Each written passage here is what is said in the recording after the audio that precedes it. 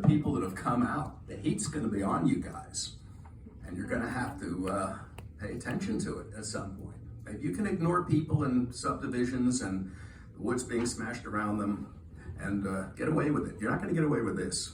But anyway, that's it. But I want to talk about a little bit of history here.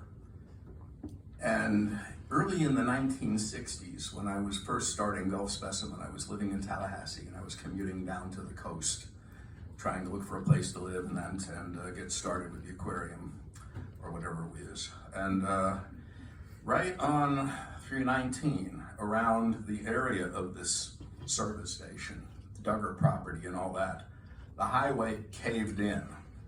It takes the old timers will remember that, and I've been asking questions. I didn't dream it. And there was a huge hole that swallowed the entire highway there on both sides, and you had to drive around in the ditches to be able to get around it. And it took them weeks, maybe months, to fill that in. I don't know, do any of you guys remember that? Yeah, well, it was 1961 is what I'm thinking, 62 is what we're talking about. But it was in the same area, the karst plain, and it just caved in. And stand on the edge of it and look way down there. And it took tons and tons of rock and rubble and everything else to fill that in, and it took weeks for that to happen. And then paved it up. Finally, they got it to where it was paved over. It was a dangerous place. If there was a service station or anything else like that, I don't care if you had triple walls on it and it came down like that, it would crack and it would be open and it would be right into the caves there.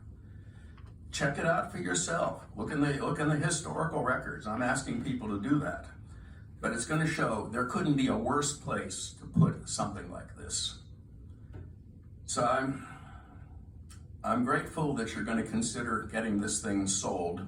We're going to work with Jason Schoaf and with Corey Simpson and whoever else we can to get this thing acquired. I'd like to see you guys get off the hot seat. But believe me, when you vote for this thing, which I know you're going to do because you have prior commitments and prior obligations, but when you vote for these things, it's going to be one of the worst things you ever did. Thank you. Woo!